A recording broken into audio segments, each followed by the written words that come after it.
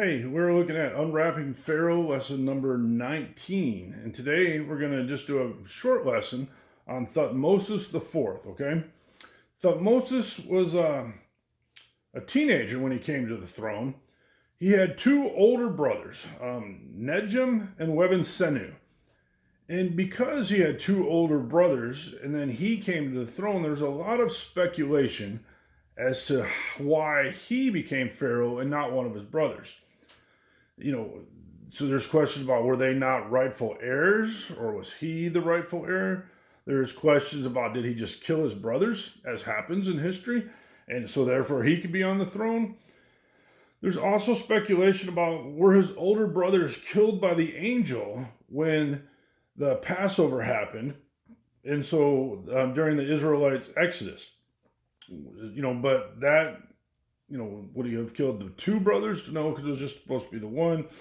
But most of the speculation, no matter what it is based on a stela that was found between the paws of the Sphinx at Giza, okay? And basically this is what that stela was, the inscription that was on it says, okay? Look upon me and behold me, O my son Thutmose. I am your father, Harmachis. Kepri re atam, the Sphinx. I shall give to you my reign upon earth over the living, and you shall wear its red crown and its white crown on the throne of Geb of the prince.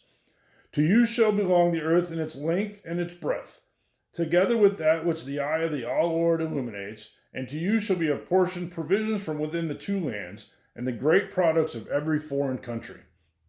For prolonged years and already my face has been turned to you, and my heart likewise. You belong to me. Behold, my state is like that of one who is in pain, and my entire body is out of joint. For the sand of the desert, this place on which I am, presses upon me. I have been waiting to have you do what is in my heart, for I know that you are my son and my champion. Approach, I am with you. I am your guide. And Thutmose basically said that this came to him in a dream, and then they inscribed it on there. And so the reality is this. It probably wasn't a dream. It was probably something like other pharaohs had done in the past, used to support his claim to the throne, right? The god spoke, basically, and so therefore I'm the rightful king, so you better do what I say. Happened quite a bit. And so that's probably what happened. So also, evidence does not support that he survived the Exodus tragedy, okay? If you shorten the chronology, it would place him centuries before the Exodus occurred. And if you use traditional chronology, it also rejects it and doesn't place him near that time period. Also, documents and things show that there was not a large number of Israelite slaves during this time. It also shows the Egyptian army was very productive and active, and so therefore it couldn't have drowned in the Red Sea. And so ultimately, Thutmose IV just lived the life of a pharaoh and lived it pretty luxuriously. He had a very smooth life during his reign. The tribute continued to flow into Egypt from all over the different places. There was not really any need to wage war. He was very successful and reigned through political diplomacy, which all of these things allowed him time to devote to his religious exercises. And that became a very important part of his life. He was one of the very first pharaohs to make a move towards making Aten the supreme deity of all of Egypt. Okay? Unfortunately for him, he reigned just 8 years and died when he was in his 20s.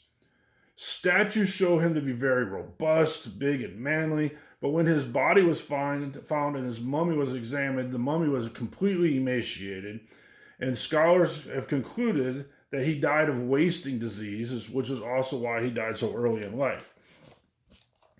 His tomb was discovered by Howard Carter in 1903. He was working for Theodore Davis as they were exploring the Valley of the Kings, and there was a remote valley that was near the Valley of the Kings where they discovered this tomb.